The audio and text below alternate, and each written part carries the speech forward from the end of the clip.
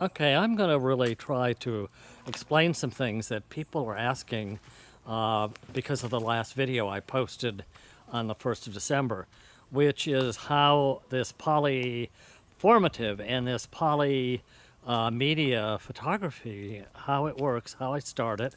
And what I'm doing now is I'm just showing you the garden, because what it is a lot of the work I do actually is about the garden. But here's the thing that you have to really understand is this is the garden. Okay, I mean, I kind of work at this, but because it's Florida and because we go from hot to tend to cool and then sometimes to freezing for a day or maybe two of the year, we lose stuff. We have stuff. In the summer it's too hot. Sometimes this fills up. You can see back there. Well, no, you can't really see it. I'm not going to show you. But there's a lot of messy stuff here. And it's not always looking the way it does in the pictures that I take, because that's art. And the garden is art, but it isn't. In other words, it's reality. And so what I do in working with the photos, I'm looking all the time, I'm searching out things that are inspiring. Is it the shape of that tree, for example? Is it the way the sun arcs this time of year? Is it the oaks that have grown so huge in the 30 years we've lived here? Is it like some of the statues and how they strike me? And I have to take care of these because they're just covered with mildew by the end of the summer, and I have to actually bleach them, okay? And you can see, I mean, my gosh, if you came here and you'd say, oh, the Stilton's beautiful garden, oh my Lord, what is this? What a mess. And I got to pick up all the poops from the dogs, which Great Danes are like horse poops, and this is like work. But it's not going to look that way in the photographs, because that's a world of art.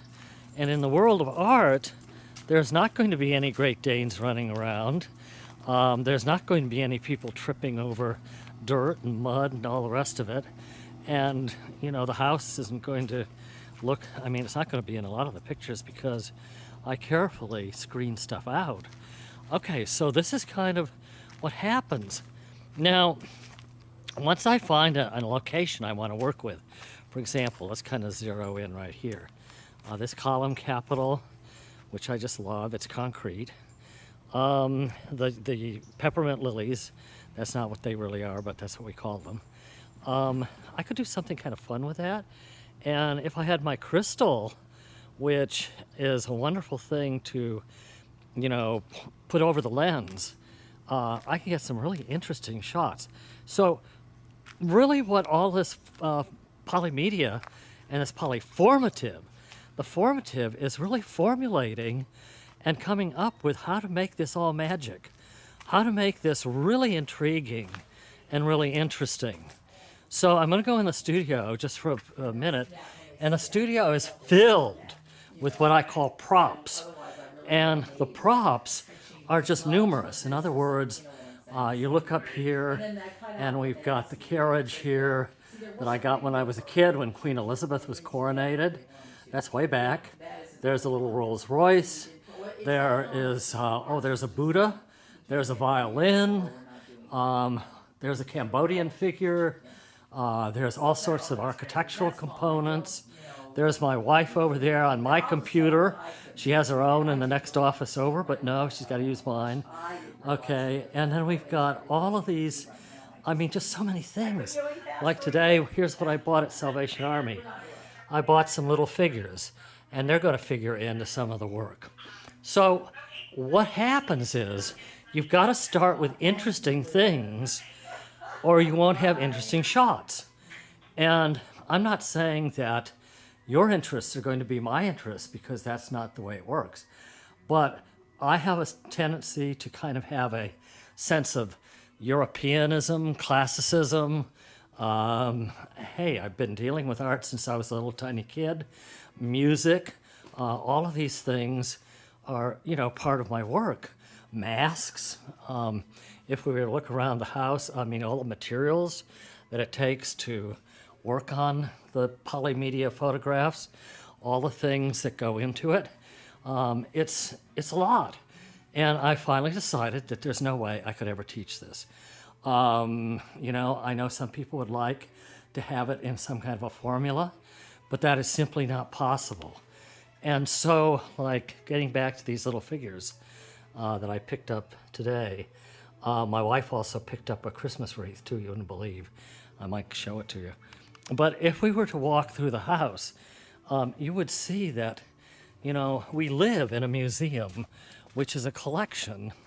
I'm going to go in through the garden room here, which is a collection of so many things that go back 100 years, 200 years, 300 years. Okay, I'm opening the door here, and I'm going into the garden room. Oh, and see, this isn't even picked up or anything, so I'm going to just look around, and you're going to see all sorts of stuff.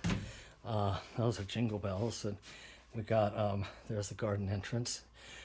There's a little chandelier that figures in some of the work. And as I go around here, I spent a lot of time in this room. And there's one of the candelabrum. There's one of the dogs trying to figure out what I'm doing. Lanterns, ironwork, masks, big huge bird cage, another bird cage. You get the idea. This place is just like, it's just filled with stuff.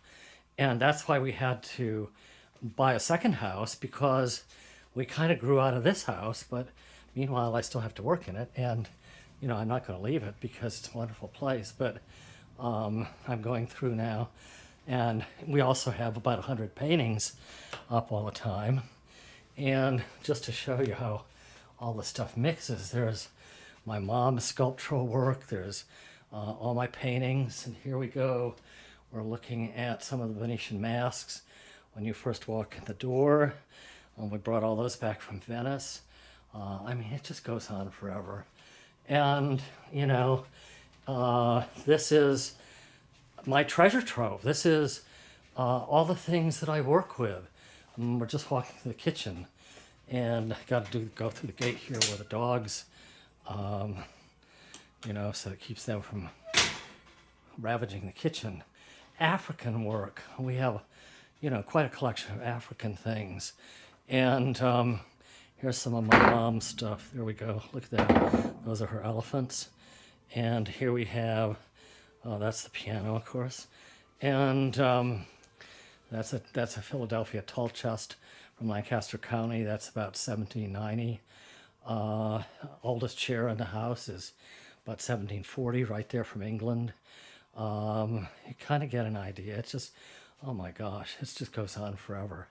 There's the bust that I made when I was teaching at Eisenhower. There's a sculpture I made. African art pops up all over the place. There's some more of my mom's work, the cats. So you can begin to see that this is not, the photography is really kind of working with all of the things that I live with and have always lived with in a way, because I grew up in a family of artists, and we had wonderful things around. The African sculpture, the work of my parents, in ceramics, of course, and it just goes on forever. Well, that gives you an idea of why the garden and the props are a very important part of the work. And I'm going to just end on that note, so to speak, and then we'll pick up on actually the process and how we start doing the work.